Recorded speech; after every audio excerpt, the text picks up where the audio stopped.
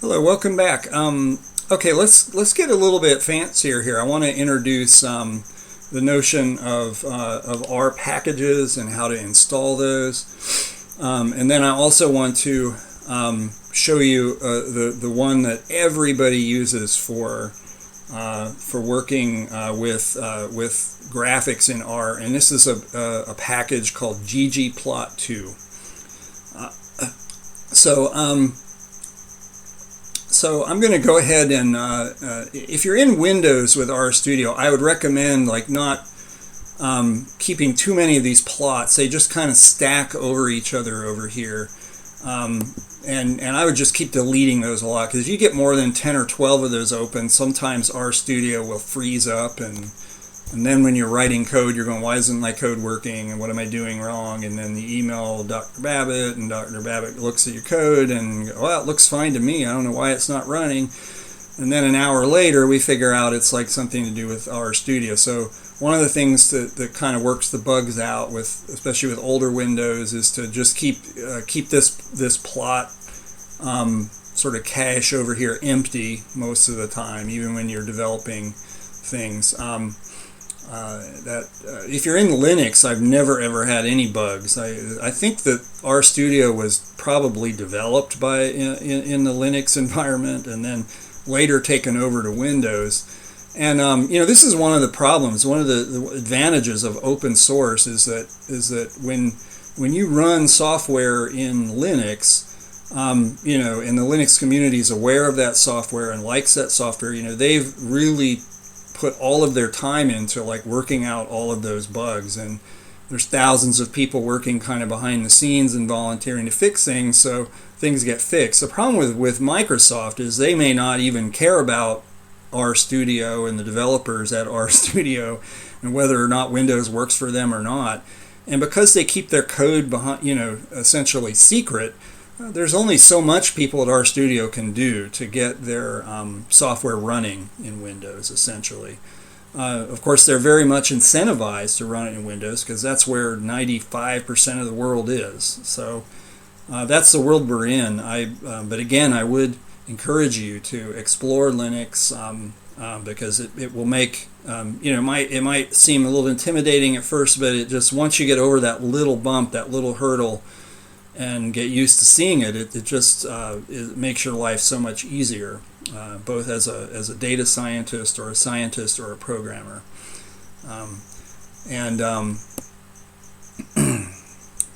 So let's talk about Gplot and go back to packages. So packages are installed over here, and you can install packages very easily on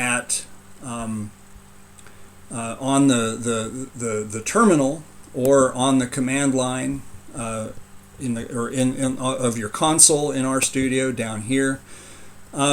If you're doing it within RStudio, it'll usually prompt you when you to actually restart RStudio. So if I were to go in here and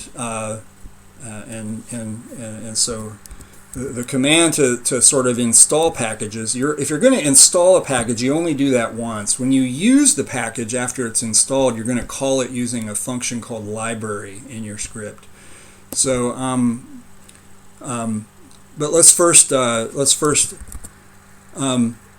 to install packages, and then in parentheses ggplot2. It might already be installed in my computer or not. I can't quite remember. So it's going to, well, it looks like it's doing it now. So it's going to run down here. It's actually going to the Comprehensive R Archive Network, and it's bringing Gplot2 in as a package, and it's probably going back and checking dependencies and everything else. So we'll wait for that to finish.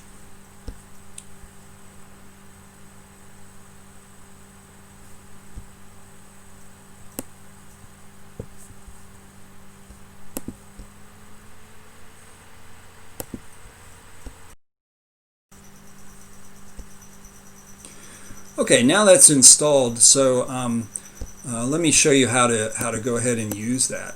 once the package is installed, you don't ever have to really manage it again. If you put a package in, you want to take it out, you can remove them very easily with this package manager that's part of your RStudio here. So you can go down and find it and deinstall it. You can also do it on the command line itself on the console, but it's easier just to manage it over here. So let's go ahead and clear that plot out. Now, if you're going to use Gplot to the package, you're going to have to go ahead and write a line up. Usually we put our library lines at the top of our script. So any of the libraries we're depending on for a script, we would run them up here. Put them at the top of the script so that people looking at your code will see what you're loading. And then, of course, until it's loaded, you can't really use it. So again, this procedural concept, we go down the page. Now, ggplot's a little bit different to call. The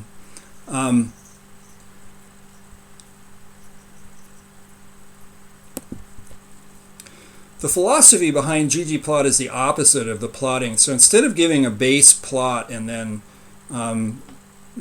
requiring the user to sort of add to it, change colors, change backgrounds, and do all these things, what ggplot does is if you give it the bare minimum, it makes a lot of assumptions for you and makes a decent looking graph. And then you can customize it as much as you want, within your object line. But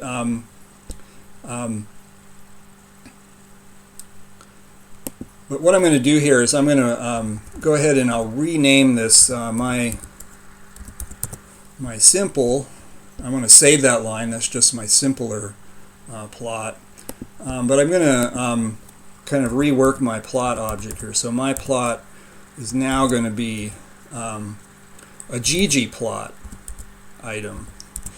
And you can look up the man pages in R documentation. This is very important. Whenever you're working with modules and things like that, you're going to be going back and sort of saying to yourself, okay, what's the command for this? How do I activate it? If I want to do a t-test, what do I have to type in R? The place you want to usually go, you can just Google and usually get answers for things, but if I do ggplot to documentation, you're going to see I have lots of things sort of coming up here, but the place where I sort of really like to go is this either this R documentation site or oh, I don't see that came up. Let's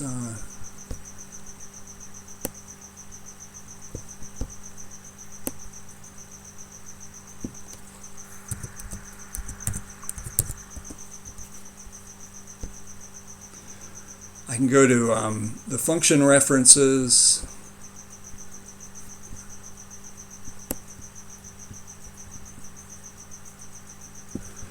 There's a nice web page called QuickR, which gives you a lot of sort of backgrounds. It's a nice place to look to introduce yourself to things.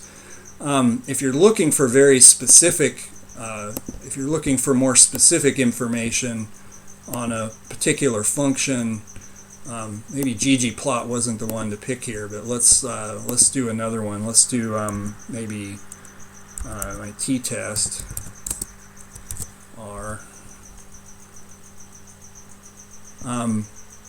And then I go back to the R documentation page. This is really where you want to sort of look things up. So this has all of the information, really relevant to that particular command. It will show you the usage, gives you the arguments. Most of the time when your R code is not running, it's because either you've put in arguments that this function doesn't understand. Maybe it wants a data frame and not X and Y, for instance. So the t-test wants an X and a Y.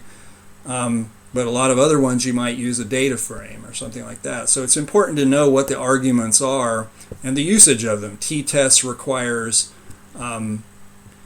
first the command here, and then it has the arguments that come. Some of the arguments are necessary, but a lot of them are just optional. So all of these down here are options that you would add to sort of modify what you might do with the t-test.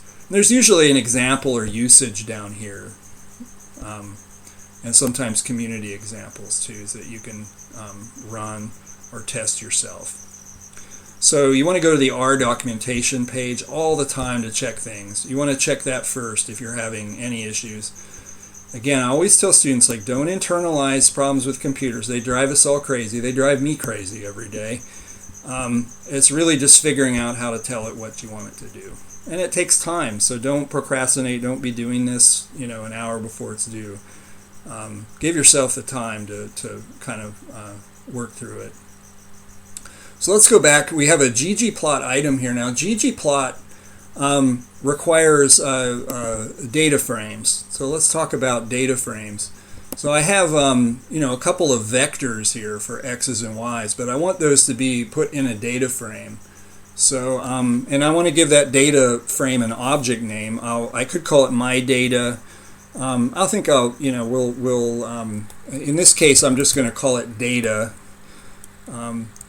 My data might be a little better, but I want. So data.frame, this is a way of creating a data frame that will have both my x and my y. So my data frame has to have my x and my y. And then the first thing I'm going to do is I'm going to give the name of that data frame to my Gplot. So this is a little more, a little bit more complex, but it's worth doing here.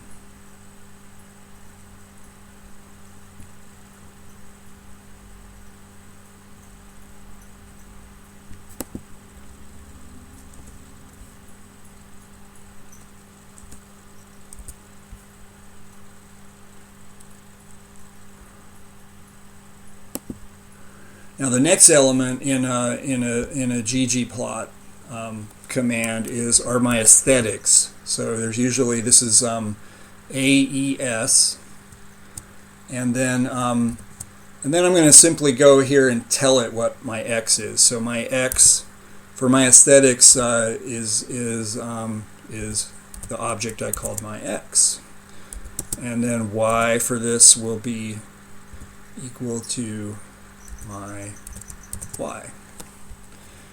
And then the last, now the most important thing here is that I need to tell it what kind of plot I want to make, and so I'm gonna add geom point, and then don't forget to put sort of empty brackets here. Even if you don't have arguments for this, I want to put them in. So if I wanted to change the aesthetics of my data points or something, I would be writing some arguments in here. If I'm changing the basic things of my plot, if I wanted to make a background color or something like that, I would be in my aesthetics. So there's lots of things you can tweak later on, but I just want to give it, but in the absence of all that, ggplot will make assumptions and just make you a relatively decent plot. So let's see if I did that correctly here. So there it goes. See, it's got grid lines, it's got data points. I could go in here and I could add things for my labels, and I could keep on writing this line out. And you want to look online. There's lots of ways of sort of tweaking and changing things here, and you can all keep this in a single line for a given plot. But this is the basic plot and the basic way it looks. So now we have a little bit more of a complicated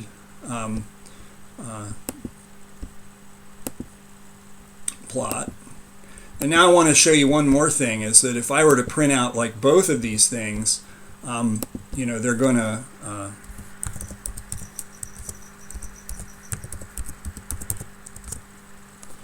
and now if I run my script, if I save that script now, it's actually going to run both of these, but it ran the first plot first because it was that, and then it ran my second one. So they're kind of on top of each other. And if I shut them down, you'll see it's underneath there, the simpler one and the more complicated one. So keep in mind, when you're printing stuff, it's gonna be kind of adding more and more things over here, and things will run very fast. So you might have things working. That line did run, you just didn't see it. So just sort of feel around, get the feel for how this works and how it's running with your scripts. So that's basically RStudio. I want to show you before we leave just one more way, sort of work with R outside of this wonderful application. RStudio, as wonderful as it is, it's kind of, I love it because it sort of gives you the flavor of working in code, but but yet it also gives you some of the comfort you would have with with a stats package. Where it would all be graphically interfaced and you would push buttons. But the beauty of R over a graphics or a statistics package is, well, number one, R is free, and it's way more extensive. There's statisticians all over the world have written the best code, very sophisticated things, machine learning, lots of things we're going to talk about. You can all run right here in RStudio, and you cannot do that with even thousands and thousands of dollars invested in a stats package. So that's why you need to learn R. And really need to learn Python and R, I think, these days, and learn to work with them together. We'll talk more about that a little later in the class. So I'm going to go ahead and shut that down and show you sort of one other thing, and that is sort of running R from right from your terminal. How would we do that? So I have a script here that I've already shown you, and I could open that. I can open this in a simple text editor, and you can sort of see it right here. This is a text editor called Gedit in Linux. It looks pretty good. A lot of people use it to edit their code. There's a lot of other things you can get into, and I'll talk about these a little bit more in the class. There's special text editors for writing code. That are generally better than just these simple editors that come with your computer. The one I use, there's lots of them. There's Sublime, there's Vim, there's Atom. There's just a million flavors of editors out there. You should explore them, find the one you like the best, and use it. I'm opening, the one I sort of go to the most is called Komodo Edit. It's from Active State. I'll put up another video about how to use this more properly and use it. But you can see I have an R script over here. The one thing I love about Komodo Edit is it's free, and then it has just millions of languages, from not millions, but it has. But if there's a language, you can write Go, you can write Perl, you can write PHP, Python, Python 3, Ruby. And then over here is where you'll find R. R is not on their favorites list, obviously, so you got to go looking for it. It's, there's Fortran 77. Haven't seen that in 100 years, but it's there. So if you have code, if you have COBOL in here, you can probably, there it is. There's COBOL. We need COBOL programmers because some of the government computers still run on mainframes with punch cards. But look at this. Everything is here. We have SAS, and we have, which is another statistical language you may have heard of, and then here's R. So I can format now. This, doesn't, look really pretty. It's not as pretty as what you see in RStudio, but it's readable. But if you're using Python or Perl, this actually this will actually correct your code. It'll help you write code, and if you have syntax errors, it'll label them and things like that. So these IDEs, or these development environments, and sophisticated editors are kind of where you want to work. Anyway, this is one called Komodo Edit, which is free. So I could do my writing over here, and I could be editing my script, and then I can go over here, and as long as I'm where that script sort of lives on my desktop, it's sitting right over here, and I can run that right on my desktop. So how would I do that? Well, on the command line, I'm going to run R script, and then I'm going to type the name of that. And then remember, R scripts always have a capital R as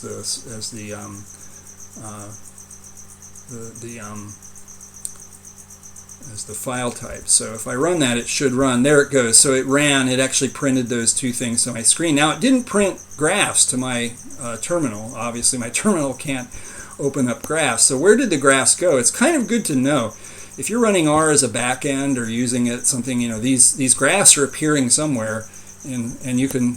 And one thing that R is doing is it's always putting them in something called R plots, and it's a portable document file. So it's a PDF, just like you'd be using in Adobe. So if I were to, open that up, there it is. I've got both of my two plots right here and here as pages in a PDF.